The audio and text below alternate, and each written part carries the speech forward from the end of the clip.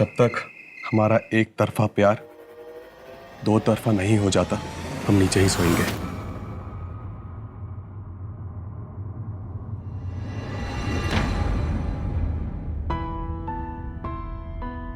हम सोएंगे नीचे।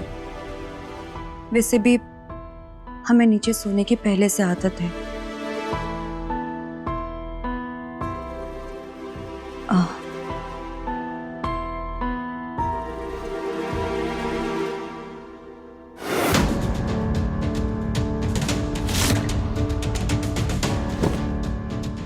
सत्या,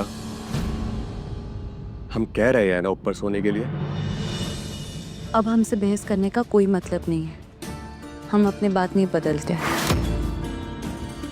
हम नीचे ही ठीक है। हम जा रहे हैं सोने और आप भी सो जाइए। ठीक है बाबा, तुम खुश तो यही सही। सो जाओ।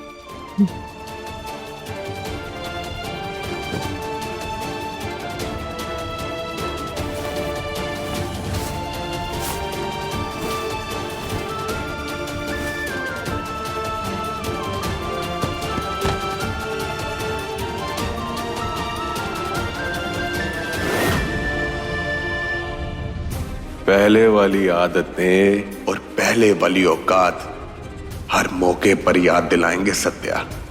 अभी तो हम शुरू भी नहीं हुए हैं।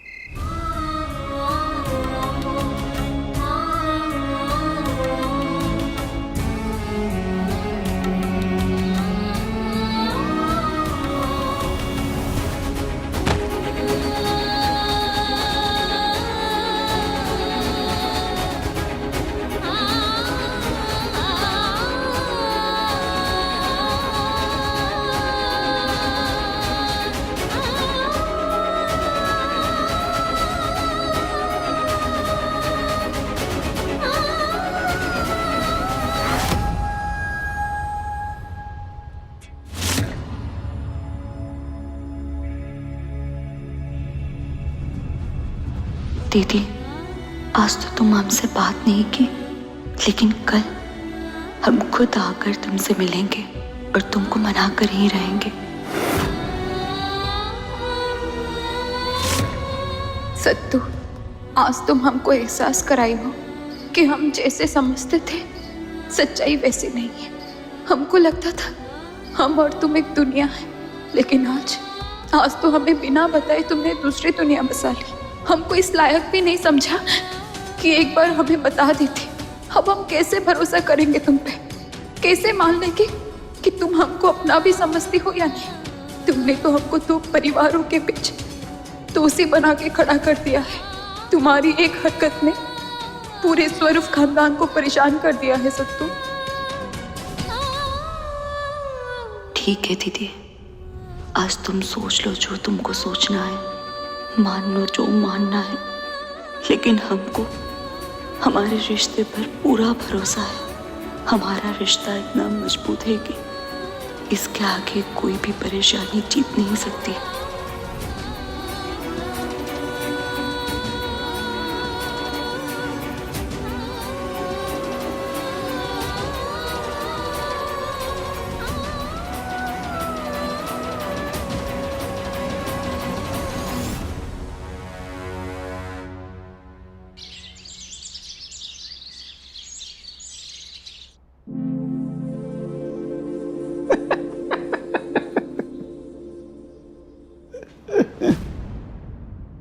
क्या बात है दी?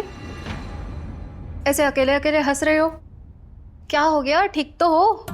अरे नहीं, वो कॉमेडी देख रहा था, हंसी निकल गई। आओ आओ, तुम भी देखो। ये देखो, ये फोटो एल्बम दिखाई दे रहा है। एक साले साहब की शादी, एक साले साहब की सगाई। ये दोनों फोटो में ना एक समानता है, समझ पा रहे हो? अरे देखो, आधी एल्बम में सब खुश हैं, बाकियों में सब दुखी। वो कहते हैं ना, पल में प्रलय होएगी। ये देखो, सच में प्रलय ही आया है। सबका मुंह एकदम एक साथ उतर गया है। क्या बात है, स्वरूप खानदान की शादी ब्याह का रिवाज ही हो गया है झटका देना। भाई ऐसा ऐसा ट्विस्ट ना हम बड़े बड़े टीवी सीरियल में भी नहीं देखे। अरे भाई कोई सोच ही नहीं सकता है तुम्हारे दोनों भाइयों ने जैसा ट्विस्ट दिखाया है। एक नौकरानी को शौर्य ने सलहज बना दिया, तब लग रहा था इससे बुरा और कुछ भी नहीं हो सकता है। तब तक विक्रांत उसी नौकरानी की नौकरानी बहन से शादी कर लिया। मतलब दोनों के दोनों सलहज नौकरानी। What a comedy bro. नहीं, हम तो कहते हैं तुम ना टीवी चैनल वालों को बुलाकर यहां पर कैमरा फिट करवा लो, देखना टीवी सीरियल से भी ज्यादा मनोरंजन मिलेगा लोगों को। वैसे ईशानी, तुमको तो हमारे नाम का नारियल चढ़ाना चाहिए। पूछो काहे? अरे कहां तुम्हारे भाई लोग दो नौकरानी को शादी करके बैठे हैं और कहां तुमको तो हमारा जैसा एक नौकरों से बेकार निखट्टू मिला है।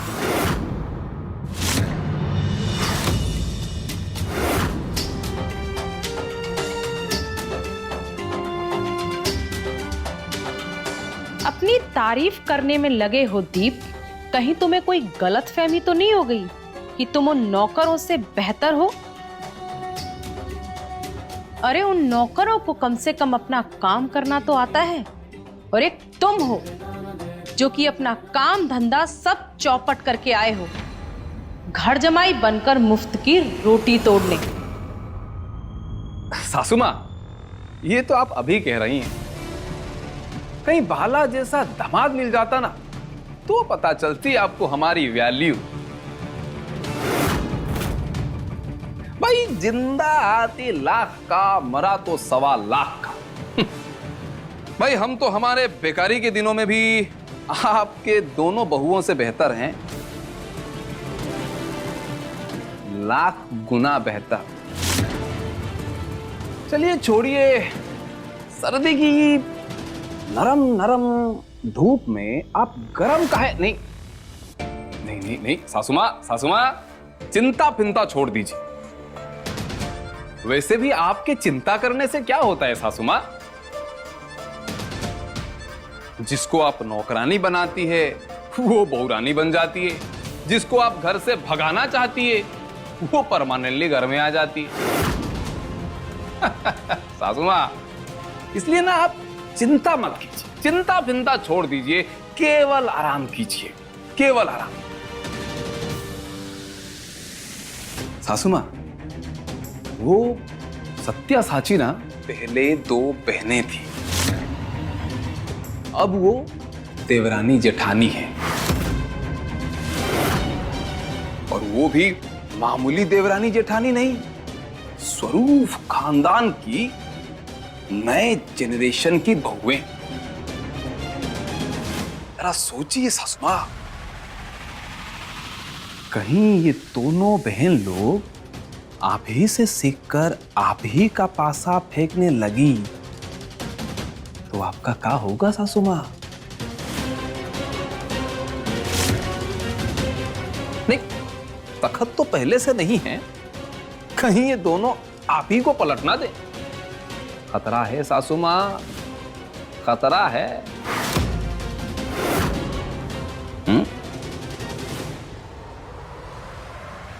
वैसे एक बात तो कहेंगे सासू मां, हर शेर का ना एक सवा शेर होता है। आप देख लीजिए, आप शेर हैं कि सवा शेर? अरे भूल गए थे। गुड मॉर्निंग सासू मां।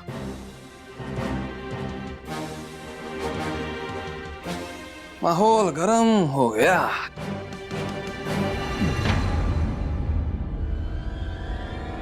वैसे मम्मी, दीप ने जो बात बोली है उसमें दम तो है।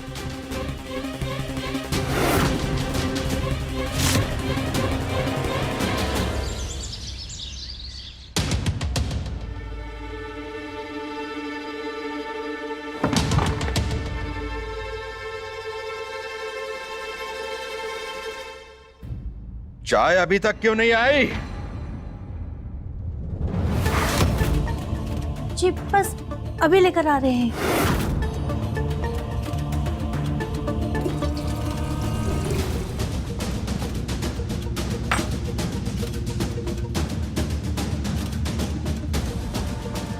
जी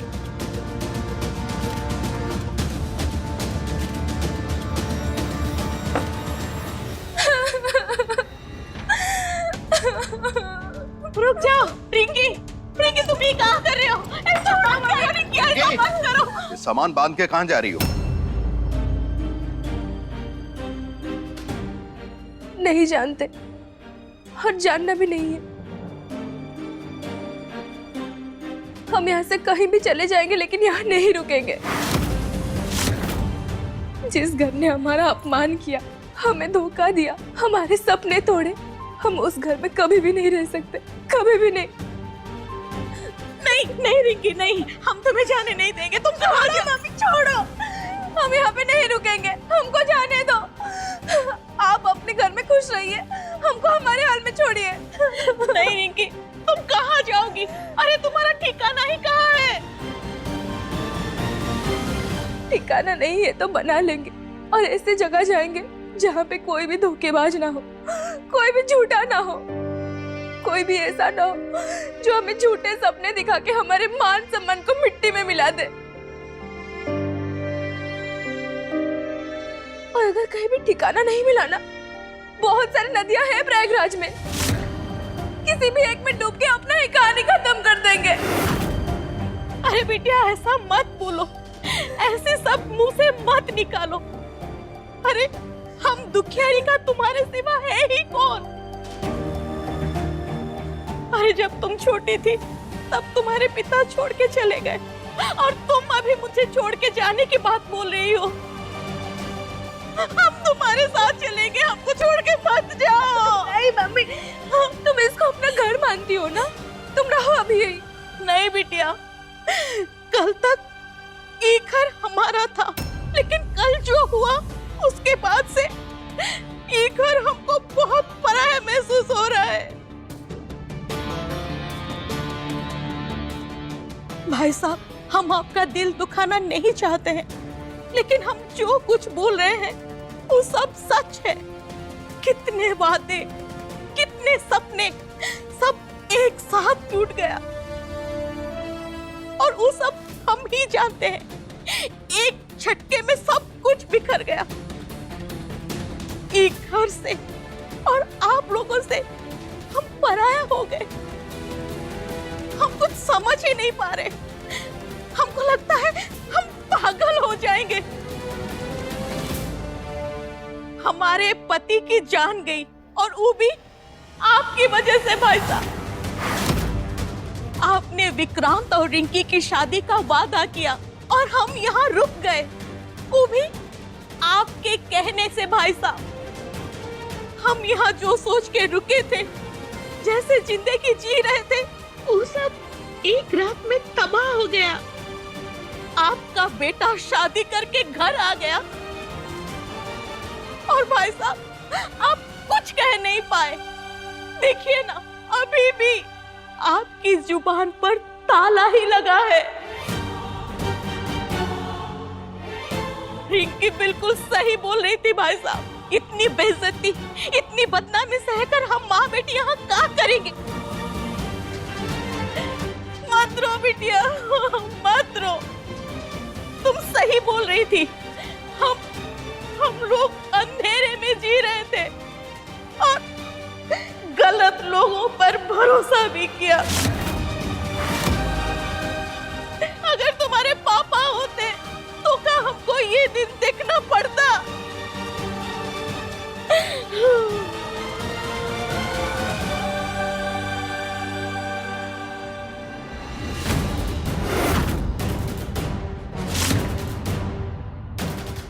लो आ गई नागिन।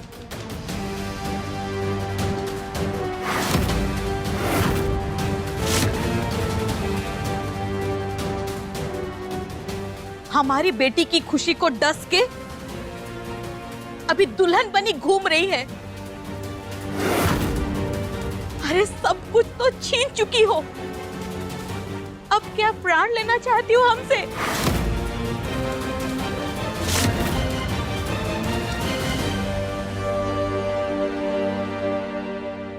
आप तो बहुत खुश होंगे ना, आपको दुनिया का सारा सुख मिल गया होगा। हमने आपका कहाँ बिगाड़ा था जो आपने हमारे साथ ऐसा किया? हम सगाई की अंगूठी लेके आपके लिए बैठे रहे और आप हमारे पीठ पीछे इसका हाथ थाम लिए। क्या दुश्मनी थी? हम आपको बचपन से प्यार करते हैं, दिन भर रात भर आपके आगे पीछे घूमे, लेकिन आप हमारे साथ ऐसे काहे की? बोलिए बोलिए ना। हमारे जैसे मासूम लड़की का दिल दुखाकर आपको कौन सा सुख मिल गया? बोलिए, चुप काहे है? हमारा सपना तोड़कर अपना घर बसा रहे हैं और हमें को जवाब नहीं दे रहे। बोलिए विक्रांत जी, बोलिए। तुम बोलना बंद करोगी तभी तो कुछ जवाब मिलेगा ना। अरे बदतमीज, बेहया की तरह बात कर रही है। हमारे और विक्रांत जी के बीच में तुम कुछ भी मत बोलो, समझ गई? हमारे पति के ऊपर आरोप लगेगा और हम कुछ भी नहीं कहेंगे। तब से बोली जा रही हो, किसी को कुछ कहने का मौका ही नहीं दे रही हो।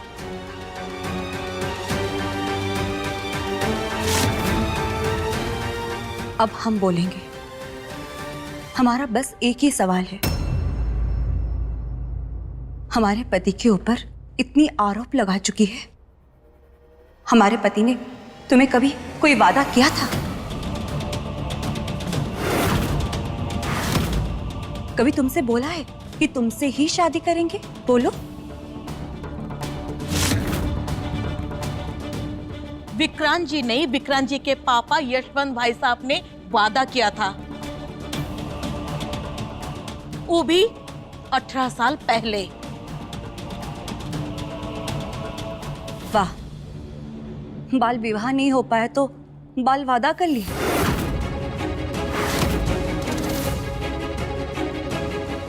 इक्कीसवीं सदी में जी रहे हैं आप लोग।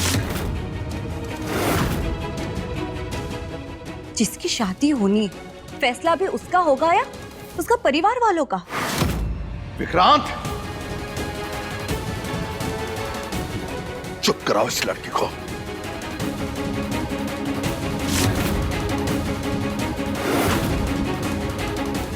वाह विक्रांत स्वरूप, वाह। अरे इसी दिन के लिए तुमको पाल पोस के बड़ा किए थे कि हमारी छत के नीचे हमको जलील करवाओ।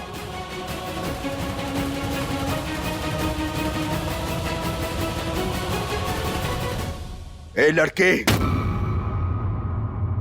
आखिरी बार बोल रहे हैं, आखिरी बार। इस घर में एक ही मर्जी चलती है, वो है हमारी।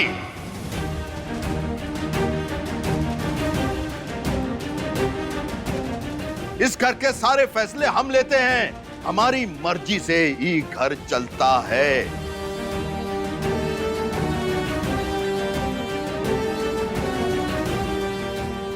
विक्रांत को हम अपने जैसा बनाना चाहते थे, हमारी जिंदगी में तुम्हारे आते ही सब कुछ बिखर गया।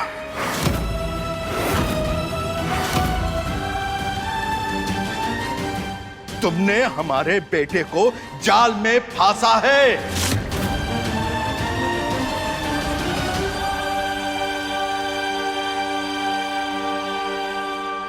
बबीता भाभी, आपने जो कुछ भी कहा, जो कुछ भी बोला, जो कुछ भी पूछा, वो कम है। गलती हमारी है। हम आपसे बात करना चाह रहे थे, लेकिन इससे पहले हमारे पास कोई शब्द नहीं थे। लेकिन अब हम नहीं रुकेंगे। भाभी, कोई भी वादा अभी टूटा नहीं है।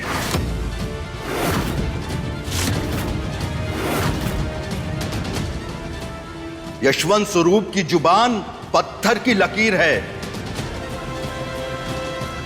और हम आज भी उसी वादे पे कायम हैं जो हमने आपसे किया था।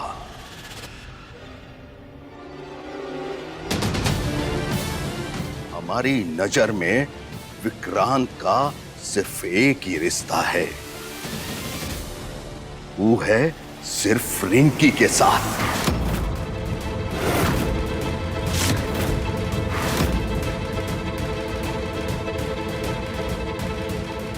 और ये जो ढोंगी शादी है, झूठा रिश्ता है, देखते हैं हम कितने दिनों तक चलता है।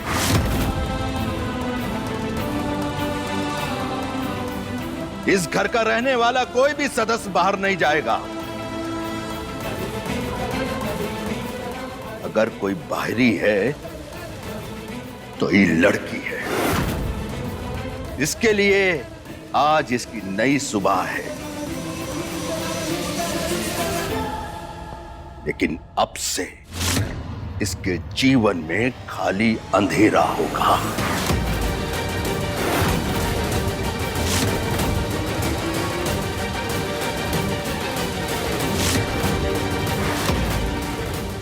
ठीक है भाई साहब, आज तक हम आपकी हर बात मानते आए हैं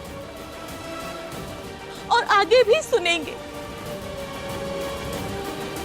बेटा रिंकिया, आओ अंदर चलते हैं।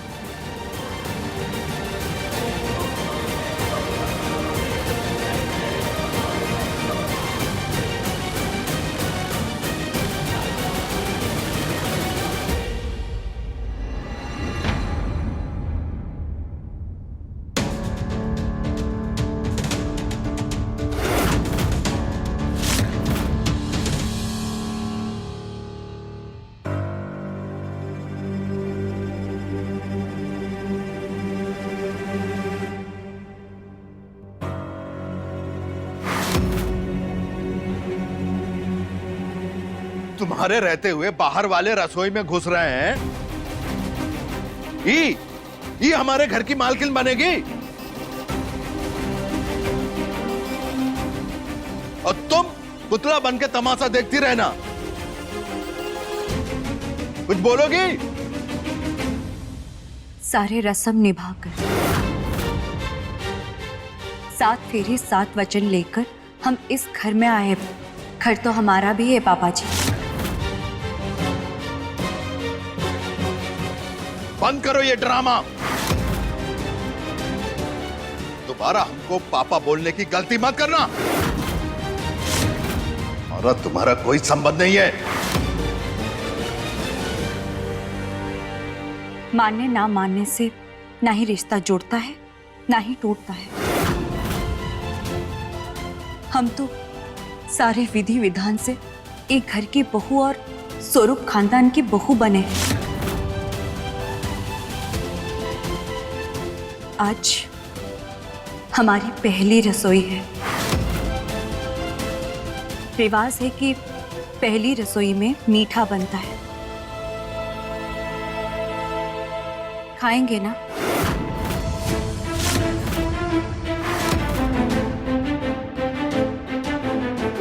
पापा जी,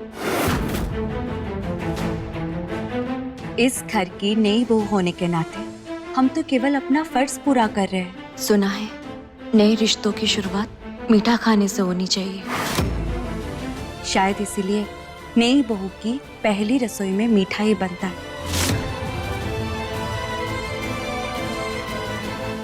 वही सोचकर आज भी हम मीठा बना रहे हैं। हम मीठा बनाएं और सारे रिश्तों में मिठास बढ़ाएं। रिश्तों में मिठास बढ़ा रही हो?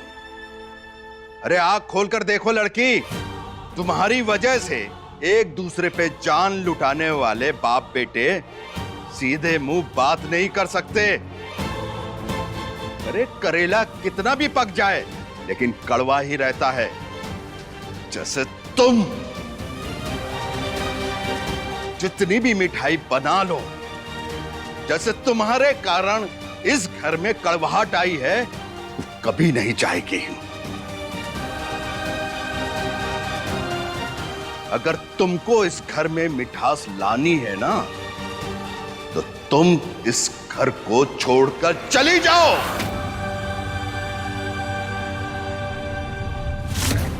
बहुत सही पापा, मौके पे चौका मारते रहिए और इस सत्या को उसकी औकात दिखाते रहिए। अब देखो सत्या, घर में मर्द हो तो कैसे औरत को सर झुकाना पड़ता है।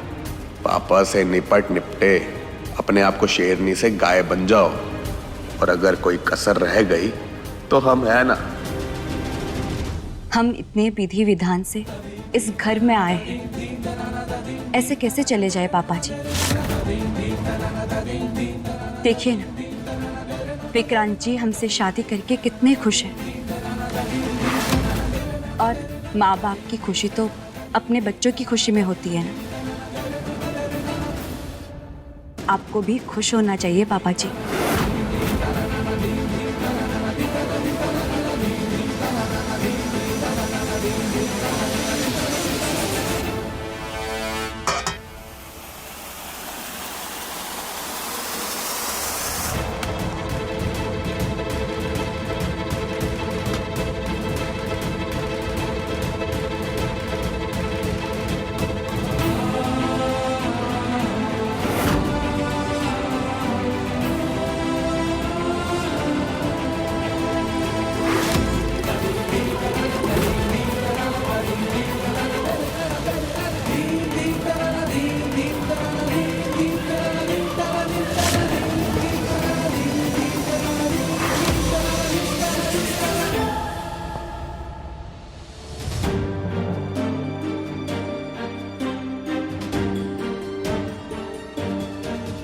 आज हम सारी फसाद की जड़ को ही खत्म कर देंगे। हटो!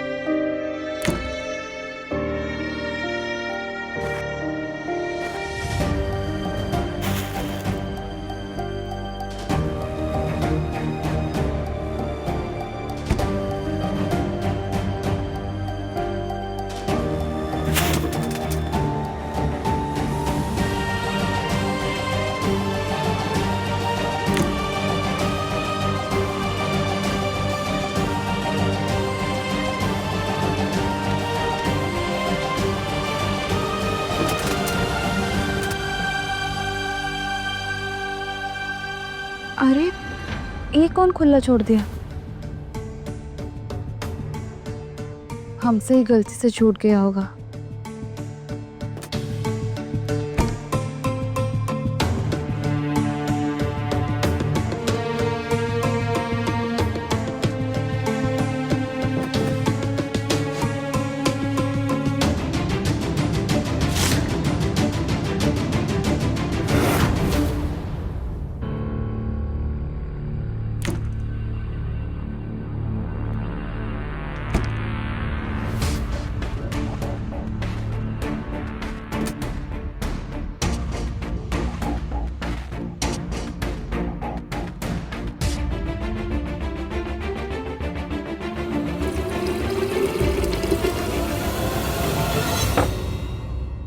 Good morning. अरे श्रीमान जी, आप? सुप्रभात। आप कब आए? देखो, हमें पता ही नहीं चला। अब आपके लिए कुछ बना दे? नहीं, हम तो यहाँ खतरों का खेल देख रहे हैं। देख रहे हैं कि उल्टे चाकू से सब्जी आखिर कटती कैसे है।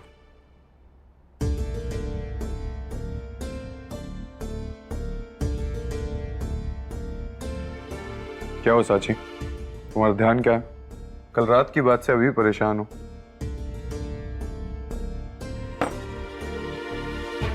देखो, हमें जो समझाना था वो कल रात को ही हमने तुम्हें समझा दिया। अब समझना है या नहीं समझना वो तुम्हारे ऊपर है। वैसे इतनी सारी तैयारी क्या बना रही हो?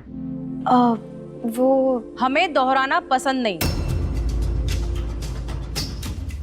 फिर भी दोहरा देते हैं। हमारा सैंडविच बिगाड़ना मत। मक्खन और चीज की कोई कमी नहीं होनी चाहिए। ठीक है मैडम जी, हम मक्खन और चीज अच्छे से डालेंगे।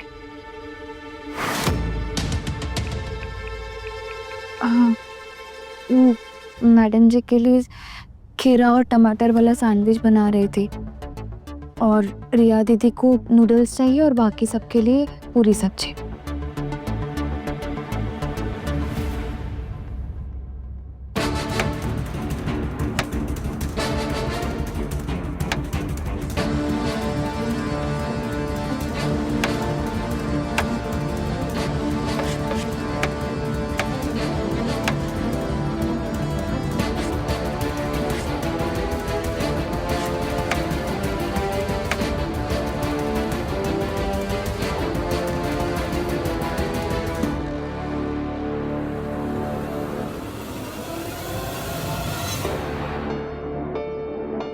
अरे मिसेस पांडे, ये भी कोई बोलने का बात है का?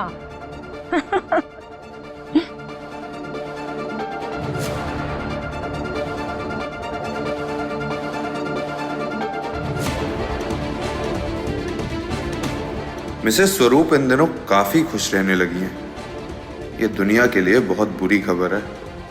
मिसेस स्वरूप जब जब खुश हुई हैं, किसी ना किसी का बुरा ही हुआ है। इस हंसी को चेहरे की शिकन में बदलने के लिए कुछ तो करना पड़ेगा। मिसेस स्वरूप को ऐसे सुखी तो नहीं देख सकते हम।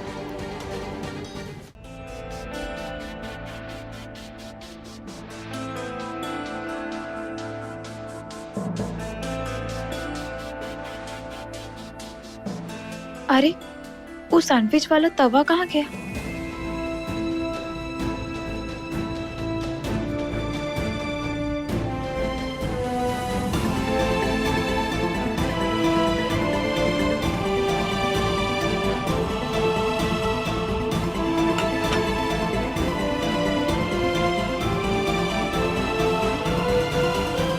अब खाओ मिसेस स्वरूप सैंडविच।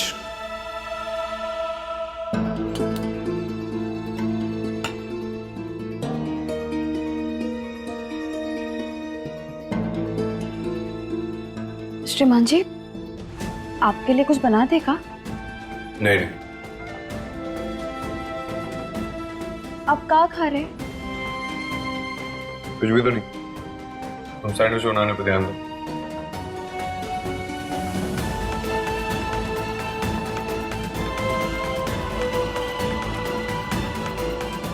क्या हुआ? करो।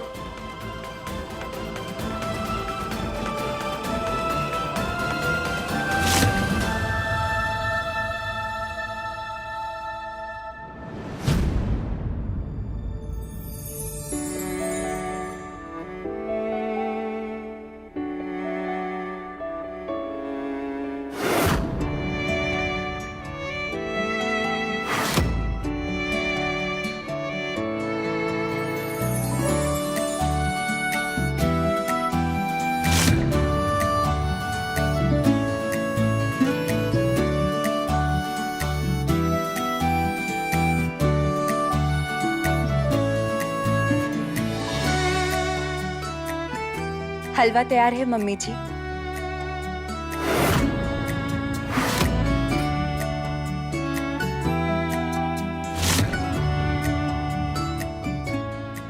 ठीक है, ले आओ।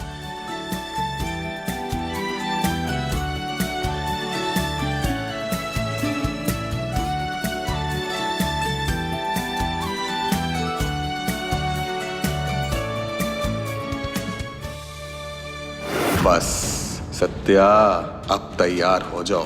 पापा तुम्हें जो मजा सिखाएंगे। अरे उनके पास काहे जा रही हो? मानना पड़ेगा, डेयरिंग तो है सत्या भाभी में, सीधे ज्वालामुखी के सामने ही जा रही है।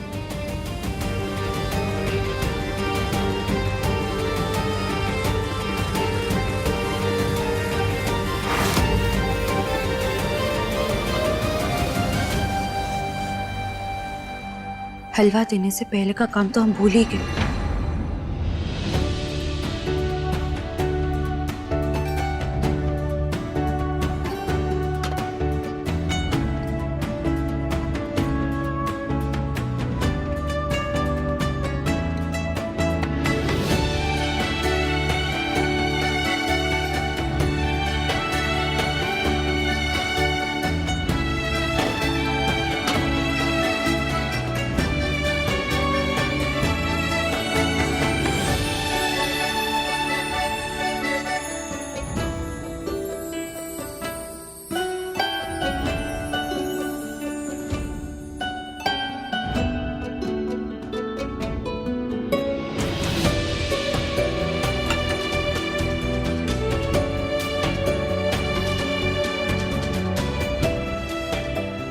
घर की खुशी और मिठास केवल भगवान जी के आशीर्वाद से ही होती है ना।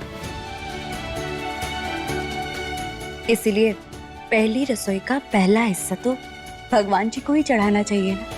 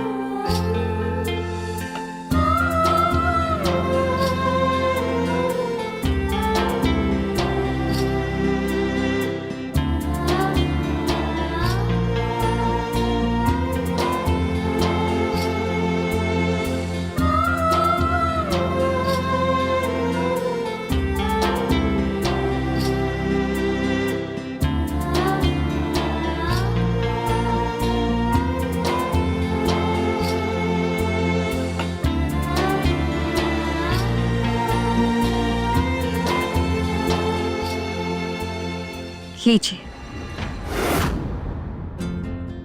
अब ये हलवा मीठा भी है और प्रसाद भी। लीजिए। कमाल कर दिया सत्या तूने। अरे अब तो ये हलवा प्रसाद बन गया, मतलब चाह कर भी पापा मना नहीं कर पाएंगे। सारे किए कराए पर सत्या ने पानी फेर दिया। पापा जी चाहे तो आप इसे प्रसाद समझ के खा लीजिए, या चाहे तो आप हमारी पहली रसोई समझ के।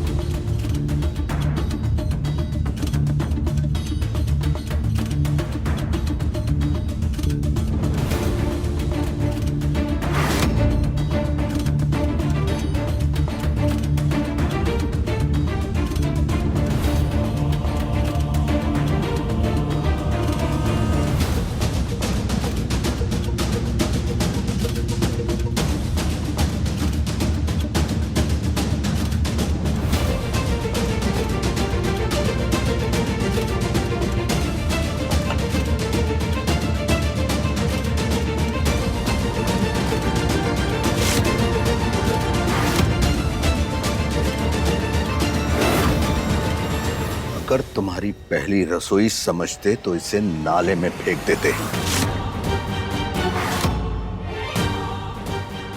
ये प्रसाद है, प्रसाद। प्रसाद को कुछ और नहीं समझ सकते। हम प्रसाद का मान रख रहे हैं। और रही बात तुम्हारी रसोई की, तो वो हमारे लिए जहर रहेगी, आज, कल और हमेशा।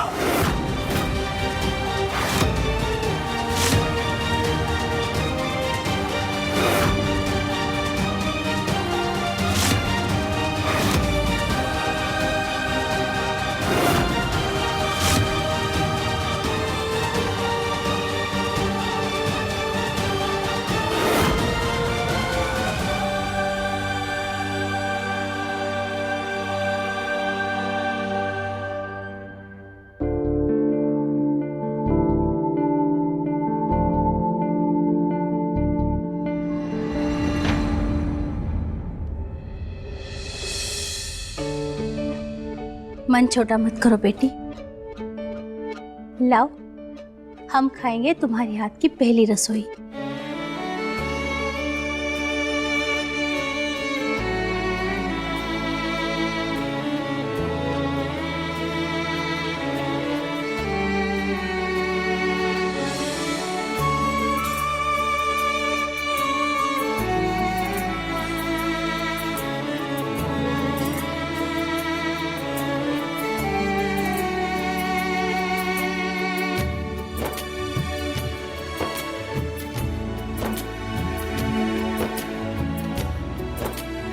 वाह, सच में बहुत स्वादिष्ट हलवा बनाया है।